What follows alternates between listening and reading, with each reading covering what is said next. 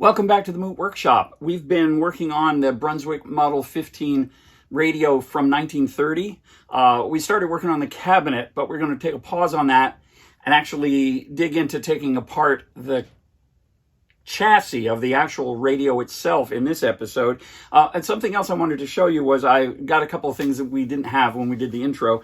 The first one is, this is an ad touting the uniselector, which is that knob that pulls out to select distance and local stations and adjusts the tuning all in one control. It's the uniselector, so they make a big deal out of that. And the second thing is I got a hold of the actual service manual, which will come in very handy for working on the radio. So let's take apart the chassis, this time on the Moot Workshop. Closely with research. This is a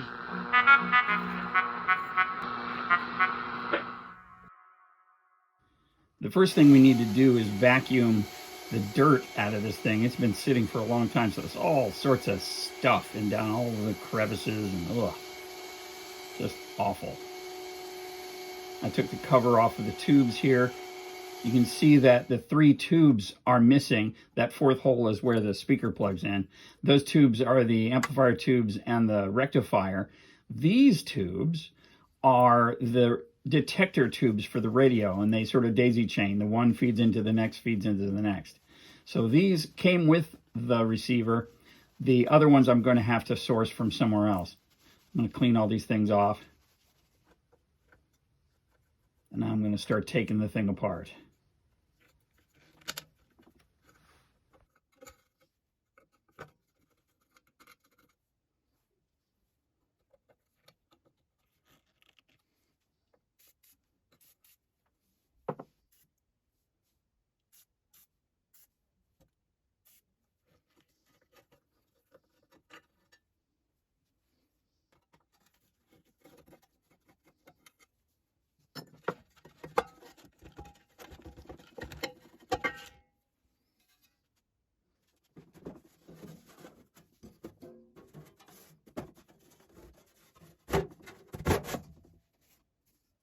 I had a little bit of a false start there. I originally went into the dirty workbench in there to clean the thing first before I started working on it, because it's just easier to work on clean things. But I realized it's really hard to even clean it without taking it apart. So I've brought it back in here where I have a little bit more elbow room, and I'm going to disassemble and document absolutely everything, because I mean, there's things in here that are certainly, absolutely, no doubt about it, going to be bad. This thing is 90 years old. So there's capacitors in here that don't even look like any capacitor I've ever seen, that are almost certainly bad. The way these resistors look, it's not like anything I've ever seen. This is all new to me.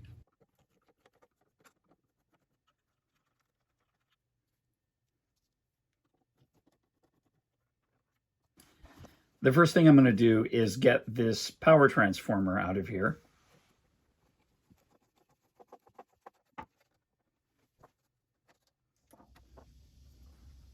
To get to the other side of the screws, I need to take the power board loose.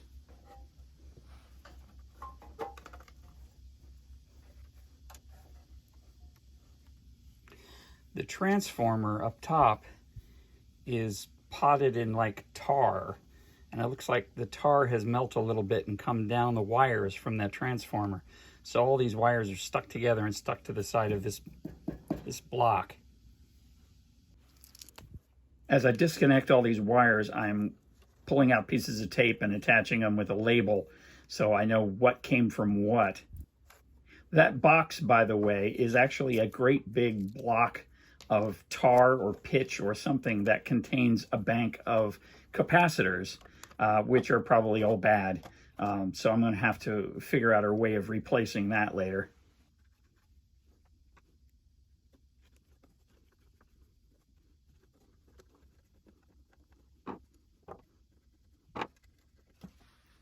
That's a choke.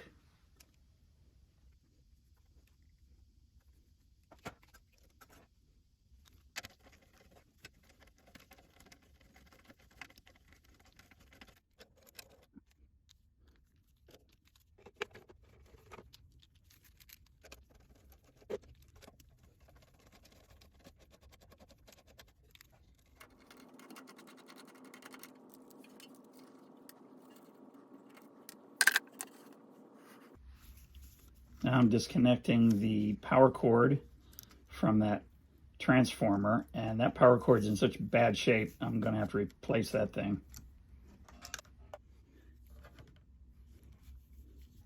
These little wires right here, I didn't know which one went where, so I didn't really need to cut those off. I could have just disconnected them and pulled them up through there. Oh well.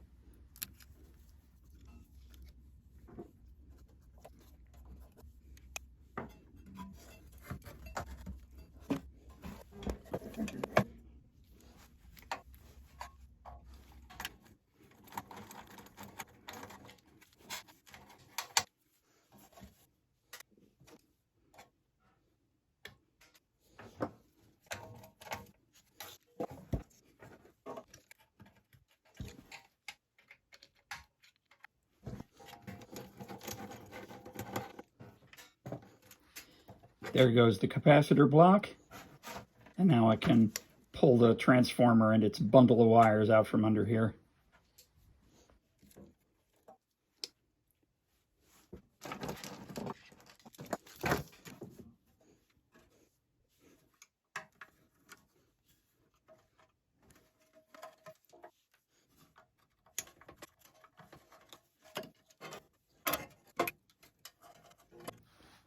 This little metal box appears to be yet another capacitor.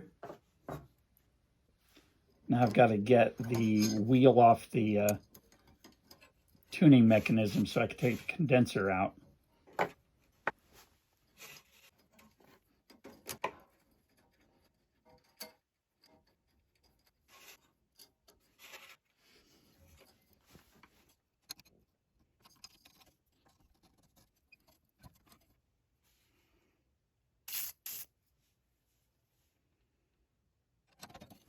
I had this weird little wrench just kind of lying around. I have no idea where I got it from, but it fits this just perfectly. It's like it was designed for it. Now I got to undo all the connections to the tuning condenser.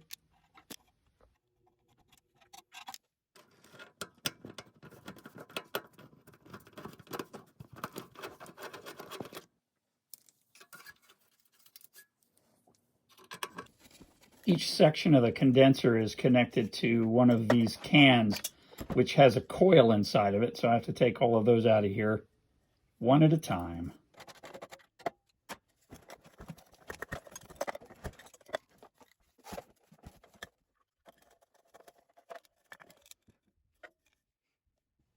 And here's that uniselector we were talking about. It's gears, and there's little things that flip these two switches when you turn it a certain way or pull the knob.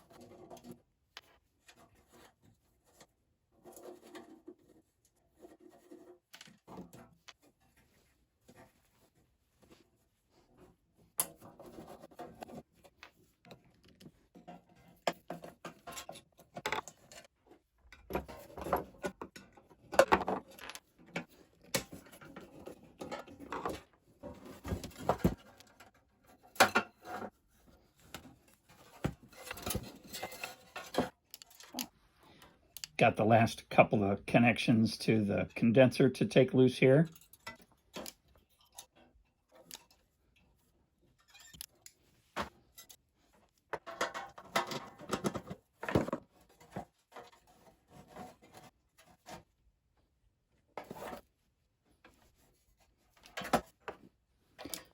Now I'm disconnecting the terminal posts that connect the antenna and the ground.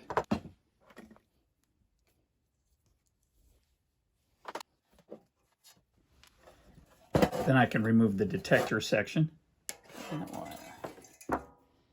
this belongs to the volume control and needs this insulation replaced.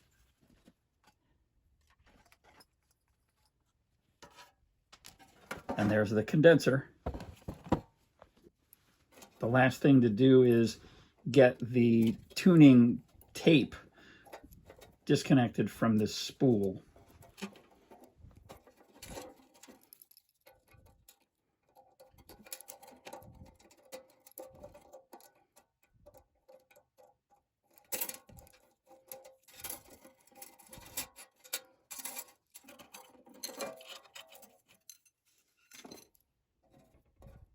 And slide the tuning scale out of its holder. Now here it is, all disassembled, ready for me to restore one piece at a time. We'll be having a whole bunch of upcoming installments, so come back and see us again next time on the Moot Workshop. If you enjoyed that video, please like it. If you're enjoying our videos in general, please let YouTube know and us know by subscribing to the channel. And leave comments on any of the videos that you like, and we'll try to reply if we can.